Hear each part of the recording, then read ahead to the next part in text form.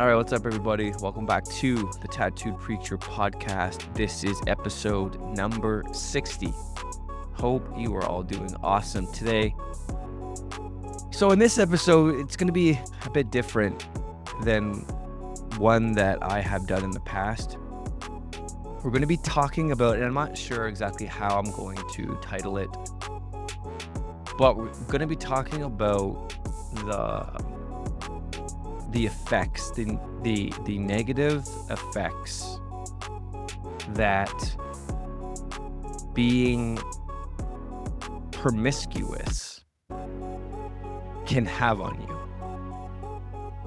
And the reason why I wanted to talk about this in this episode is recently there was an OnlyFans creator. OnlyFans influencer. I'm not really sure what you call them. But basically, for those of you who don't know what OnlyFans is, it's a platform where you can you have subscribers. People pay X amount of dollars and they have access to your particular platform, and you basically can do whatever you want in terms of a sexual nature. So that's taking off your clothes, that's performing things. Basically people can pay and ask you to do certain things on camera, and it's millions upon millions of dollars are being spent on this platform. In fact, I just read this the other day that there was an OnlyFans influencer creator. She made $43 million in 1 year. And what's even more bizarre is she claims to be a virgin Christian, but has an OnlyFans platform account. And it came out that one person spent $4 million in 1 year for this account. They spent $4 million to have this Christian do, I don't know, I have no idea what the specifics were, but there's millions of dollars being spent. People are spending millions of dollars. And so this other OnlyFans star that had this idea, I guess, for her followers, for people who subscribe to her, where she was going to attempt to sleep with 100 dudes in the span of a day. And so you saw a bunch of clips went viral and leading up to this event. She's talking about it, and they were interviewing a lot of the guys, like anonymously, of course, but you hear them, they're just like, these 100 guys. I don't know how she picked the list, but talking about them going in and they don't know what number, quote unquote, they were in the process. And then what really got me and why I want to talk about this is it showed, I guess there's a documentary of this on YouTube, but they showed a lot of some clips of her afterwards. And in one of these clips, she breaks down, and you just see the pain in her eyes as she's trying to process. Excuse me, I apologize if I'm going to be coughing. I've had a cold now for 2.5 weeks. It's not going away.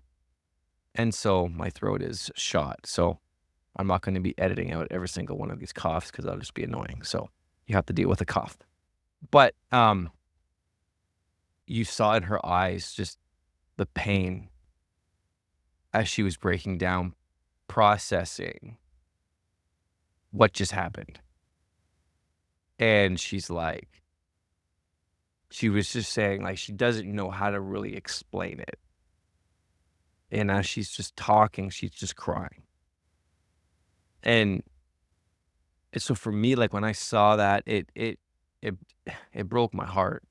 Um, like we live in a culture where sex and this kind of thing is just viewed as this recreational activity. Um, it's used as a way to make money. It's used as a way to, I don't know, create and elicit fake connection with people. Um, but what people don't realize, and people haven't realized this for thousands of years, is that when two people come together that way, it creates a connection that goes beyond just this physical act. It binds you with a person emotionally and spiritually. So it's not just a physical thing, it's physical, emotional, and spiritual. Jesus himself says, he's talking about marriage. He says when a man leaves his father and his mother and he's joined to the woman and the two become one flesh. It's not just a metaphor. Two become one. There is a spiritual and an emotional connection, this joining that was only ever to be experienced in the context of a marriage between one man and one woman and connected forever. It's this powerful, sacred, God ordained connection. And God created, God designed it, and he said it was good. And it's but it was supposed to be experienced in the context of a marriage. And the problem is, since Adam and Eve, since they left the gardens, not just recent, but for all of human history, sex has been taken, by the devil, by the enemy, and it's been twisted and it's perverted. And you have literally millions upon millions upon millions, billions of people throughout human history who've engaged in this act outside of the way God ordained it. And you had these people creating all of these connections with each other. You have multiple partners, multiple connections with all these people. And it's no wonder why there's so much emotional and relational dysfunction that exists, pain that exists, mental health issues that exist, that have always existed. This is just one aspect of it. There's a whole, mental health, that's a whole other massive issue in and of itself. But when people engage in this, it's like people don't understand the connection that's established. And so you have, you look at the massive, I don't know how to say this without getting flagged, the billion-dollar industry that exists where go on the internet, type in whatever you want, and you can see whatever you want. And you see the exploitation, you see the thousands upon thousands of men and women just engaging in this kind of stuff. And it's just like, it addicts the masses. And it just creates this extremely unhealthy, destructive force in the earth.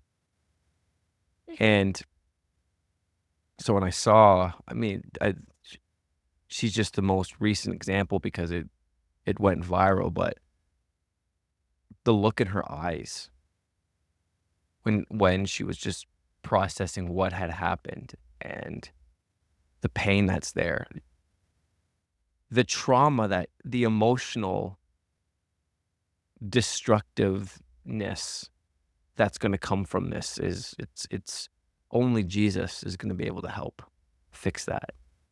You can't just naturally on your own recover from it. Sleeping with 100 dudes in one day, strangers, in the most intimate of acts, basically just offering yourself, the amount of emotional trauma. It's trauma. This girl's gonna have trauma to deal with. It breaks my heart. And this is just one girl of, when you look at OnlyFans, the platform, and you just look at other platforms and other ways, it's an epidemic. It's an emotional, spiritual, mental health epidemic. The destructiveness, the pain, the issues that plague so many people. And it's just like, if people only knew, if they only really fully knew what they were doing to themselves. And so it's just like, this is why God created the boundaries which he did. So many people, they look at Christianity and they're like, oh, God is just some massive cosmic killjoy, just doesn't want people having fun. Just trying to, be this big bully in the sky who's just trying to limit people from, partaking in things that are awesome. Well, it's like, God is the one who created it. And God is the one who knows how that activity should be practiced and experienced, and the best way to do that. He created it, and he said it was good, and then he created the boundaries by which to engage in it in a way that would be safe, in a way that would be the most enjoyable, in the way that would be the most, desirous for a man and a woman. And people have taken that and have just completely disregarded it. And then they wonder why there's so much dysfunction. And it's sad. It's like you see people championing and people bragging, I should say, about their quote unquote body count. And like, the higher the count, the better. And you have these people with hundreds of partners. And it's just like, it is what it is. No big deal. Just, so, my body, my choice. And it's like, and then you wonder why I forget the stat. I think the last one I heard is like 1 in every 3 university age student has an STD now, or something like that in the States.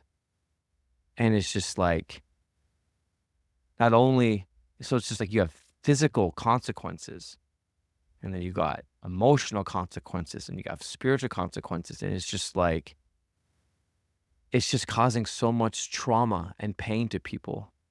And then they don't ever deal with it, and they take it into their marriages. And that's just, you have the marriage divorce rate, marriage, it's like 50-50. And it's just this perpetual cycle of like pain on so many levels. And it just seeing this girl and seeing this clip, it just was just kind of, I guess, because we live in this culture and we become so numb to it.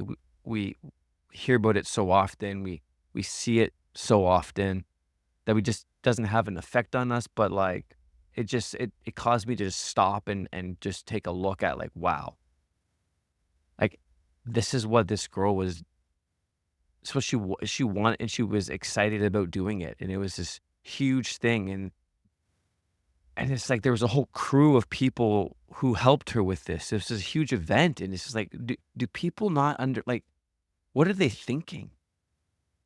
Like, what what's the benefit to this? How can you logically look at this and think it's a good idea? It's just made me just reflect on the seriousness of this issue, and how if it breaks my heart, and it breaks a lot of people's hearts who see this, but how much it breaks God's heart.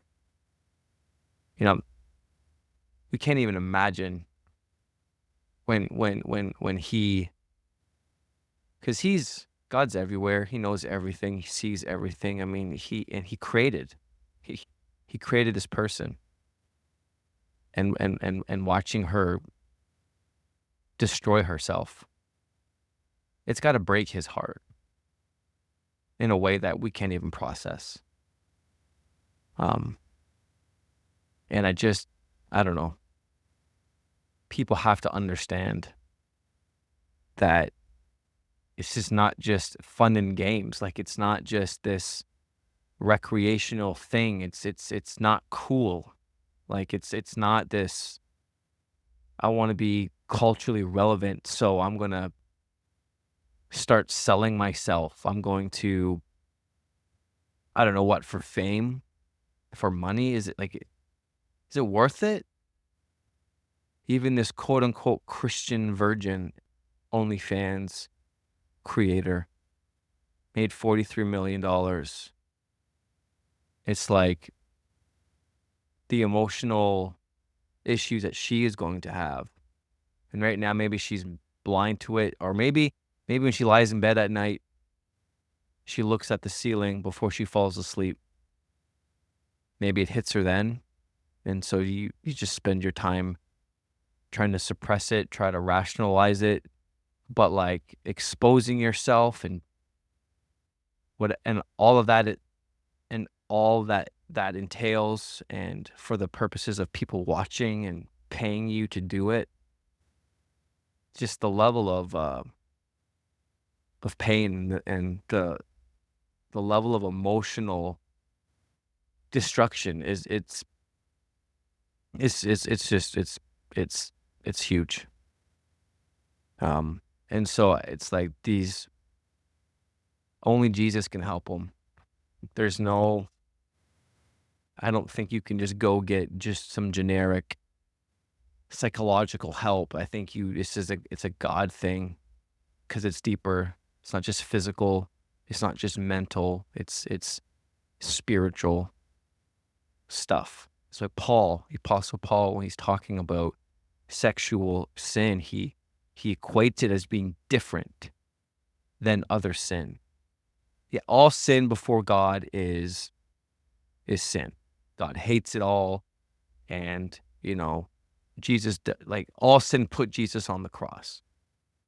But the consequences and the ramifications of sin differ, right?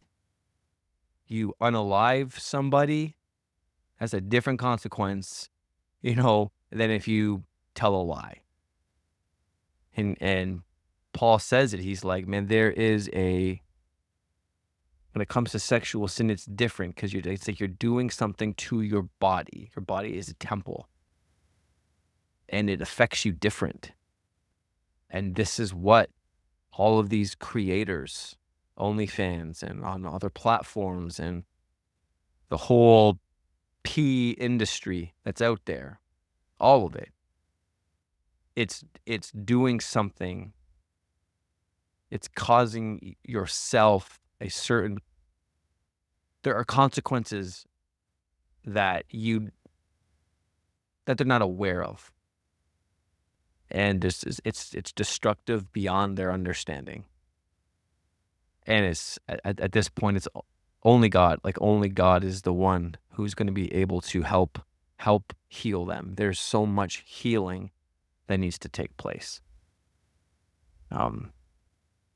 So yeah, that's I just wanted to vent and share my heart about that, verbally kind of process it myself.